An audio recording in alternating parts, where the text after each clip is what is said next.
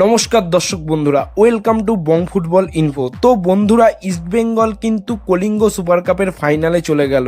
তো এই বিষয়টা নিয়েই আমরা আজকের এই ভিডিওতে কথা বলবো। তো তোমাদের কাছে একটাই রিকোয়েস্ট করব, ভিডিওটা স্কিপ না করে পুরোটা দেখার। বিগত 3টে সিজন যেখানে ইস্টবেঙ্গলের পারফরমেন্স একবারে জঘন্যতর ছিল। ইস্টবেঙ্গল প্রায় ইন্ডিয়ান ফুটবলের মূল মন্ত্র থেকে হারিয়ে গিয়েছিল।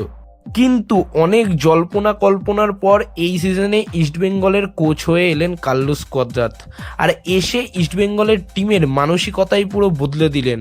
আমরা কি ভেবেছিলাম কার্লোস কোয়াদ্রাত আসার পর ইস্টবেঙ্গল ইন্ডিয়ার দুটো টুর্নামেন্টের নকআউট খেলবে, কিন্তু ইস্টবেঙ্গল ডুরান্ড কাপের ফাইনাল খেললো এবং কাল জামশেদপুর এফসিকে হারিয়ে কলিঙ্গ সুপার কাপের ফাইনালে চলে গেল।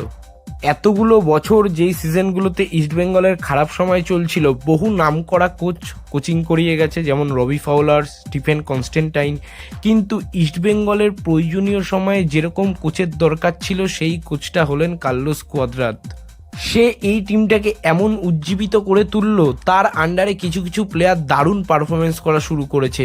তারা প্রায় ইন্ডিয়ান ফুটবল থেকে হারিয়েই যাচ্ছিল, যেমন সৌভিক চক্রবর্তী, মোহাম্মদ রাকিব, নিশু কুমার। এরা যেন একটা নতুন ছন্দে ফিরে এসছে তার আন্ডারে। সৌভিক চক্রবর্তী তো দারুণ পারফরমেন্স করা শুরু করেছিলই, কিন্তু এই টুর্নামেন্টে ইস্টবেঙ্গলের দুটো সাইড ব্যাক অর্থাৎ নিশু কুমার ও মোহাম্মদ রাকিব, তাদের পারফরমেন্সও কিন্তু যথেষ্ট ভালো হয়েছে আগের তুলনায়। আর কার্লোস কোয়াদ্রাতের আনা বিদেশি defender হিজাজি Maher, what a defender he is, এটা বলতেই হবে। এই সিজনে আইএসএল এর অন্যতম সেরা একজন ডিফেন্ডার হতে চলেছে হিজাজি মাহের। সে ডিফেন্স করছে, গোল করছে এবং টিমকে জেতাচ্ছে। এবং আমার মনে হয় এই হিজাজি মাহেরের জন্য ইস্টবেঙ্গল পরবর্তীকালে আরও ম্যাচ জিততে চলেছে। এবার যদি আমরা ম্যাচের কথায় আসি, তাহলে ইস্টবেঙ্গল 19 মিনিটে হিজাজি মাহেরের করা গোলে এগিয়ে যায়। এই ম্যাচে এগিয়ে যাওয়ার পর কার্লোস কোয়াদ্রাতের একটা অসাধারণ ট্যাকটিক্স লক্ষ্য করা যায়। যখনই ইস্টবেঙ্গল গোল করলো, তারপর কার্লোস কোয়াদ্রাত তার লো ব্লক সিস্টেম খেলানো শুরু করলো এবং এই কার্লোস কোয়াদ্রাতের আন্ডারে ইস্টবেঙ্গল কিন্তু লো ব্লক ট্যাকটিক্সে অসাধারণ রেজাল্ট করছে। তারপর সেকেন্ড হাফে জাভিয়ার সেভেরিও তোরো ইস্টবেঙ্গলকে আরেকটি গোল দিয়ে 2 গোলের লিড এনে দেয়। এছাড়াও আরেকটা কথা বলতেই হবে, এই সুপার কাপে ইস্টবেঙ্গলের সাকসেসফুল রেজাল্টের আরেকটা কারণ হচ্ছে জাভিয়ার সেভেরিও তোরোর গোলে ফেরা। সবকটা প্লেয়ার ভালো পারফরমেন্স করছে, এর জন্যই কিন্তু ইস্টবেঙ্গল ফাইনালে গেছে। এছাড়াও কার্লোস কোয়াদ্রাত যে খাঁটি সোনা চিনতে ভুল করে না, সেটা তার প্লেয়ার আইডেন্টিফাই করা দেখলেই বোঝা যায়। যেমন সে বিষ্ণুকে তৈরি করে নিচ্ছে প্রত্যেক ম্যাচে, তেমনই আজকের ম্যাচেও সায়ন ব্যানার্জিকে নামালো।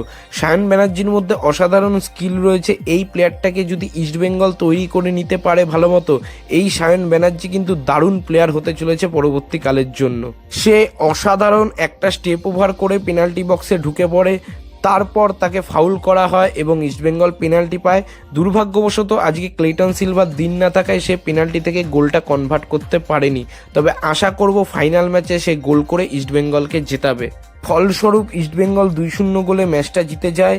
এই ইস্টবেঙ্গলের জেতার পেছনে যেমন coach Carlos Cuadrat, Hijazi Maher, Souvik Chakraborty, Cleiton Silva, Nanda Kumar Sekhar, Saul Crespo এদের ভূমিকা রয়েছে, তেমনি আরেকটা প্লেয়ারেরও ভূমিকা রয়েছে যে গোলবারের তলায় থেকে ইস্টবেঙ্গলকে প্রতি ম্যাচে দারুণ দারুণ সেভ উপহার দিচ্ছে। সে আর কেউ নয়, সে প্রভসুখান সিং গিল। প্রভসুখান সিং গিলকে আমরা ইস্টবেঙ্গলের সেভিয়র বলেও ডাকতে পারি। তাই আশা করব ফাইনালে মুম্বাই বা উড়িষ্যা যেই উঠুক না কেন, ইস্টবেঙ্গল যেন ফাইনালটা জেতে এবং সুপার কাপটা যেন বাংলাতেই আসে। আর শেষ করার আগে একটা জিনিসই বলবো, হয়তো কার্লোস কোয়াদ্রাত ছিল বলেই ইস্টবেঙ্গল আবার পুরনো গৌরবে ফিরে যাবে। তো বন্ধুরা, ভিডিওটা এখানেই শেষ করছি। ভিডিওটা ভালো লাগলে লাইক করে দাও, শেয়ার করে দাও। আর ইস্টবেঙ্গল ফাইনালে যাওয়া নিয়ে কতটা খুশি তোমরা কমেন্ট করে জানাও। আর সবশেষে একটা কথাই বলবো, দেশ ও বিদেশের ফুটবলের নানারকম আপডেট ও অ্যানালাইসিস পাওয়ার জন্য আমাদের চ্যানেলটা সাবস্ক্রাইব করে বেল আইকনটা প্রেস করে দাও। তো আজকের মতো টাটা, বাই।